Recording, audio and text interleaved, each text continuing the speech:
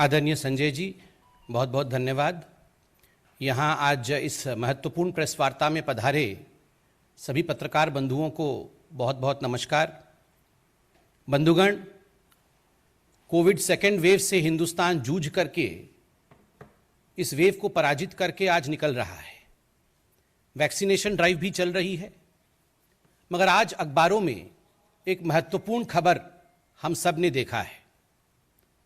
आज हमने ऑक्सीजन को लेकर दिल्ली में जिस प्रकार की राजनीति की गई, उस विषय में एक रिपोर्ट देखा है।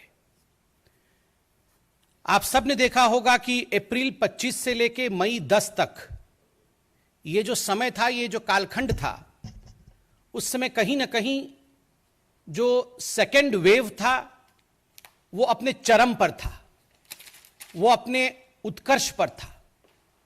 स्वाभाविक रूप से उस समय दिल्ली में हाहाकार मची हुई थी। लोगों को ऑक्सीजन, लोगों को कोविड बेड, इन सब की आवश्यकता थी।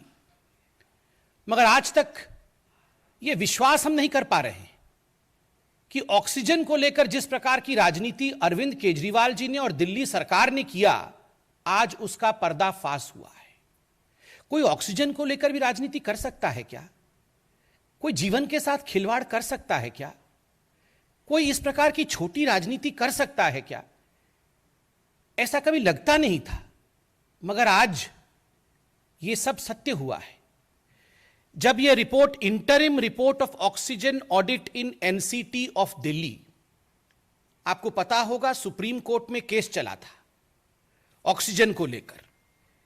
दिल्ली सरकार ने सुप्रीम कोर्ट में कहा था कि जितनी ऑक्सीजन की रिक्वायरमेंट दिल्ली सरकार की है, केंद्र सरकार उतनी ऑक्सीजन उसे मुहैया नहीं करा रही। इन सब विषयों को सुनते हुए सुप्रीम कोर्ट ने एक oxygen audit panel, supreme court ने यह निर्धारित किया था, सुप्रीम कोर्ट ने इस पैनल को स्थापित किया था।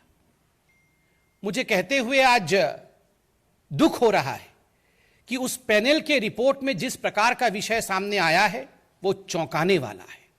और वो पैनल का रिपोर्ट कहता है कि जो ऑक्सीजन की रिक्वायरमेंट दिखाई गई थी दिल्ली सरकार द्वारा, अरविंद केजरीवाल जी द्वारा, वो 4 गुना बढ़ा करके दिखाई गई थी। 4 times inflated oxygen requirement by Delhi. 4 गुना बढ़ा करके, जितनी रिक्वायरमेंट थी उसको 4 गुना बढ़ा करके बताया गया।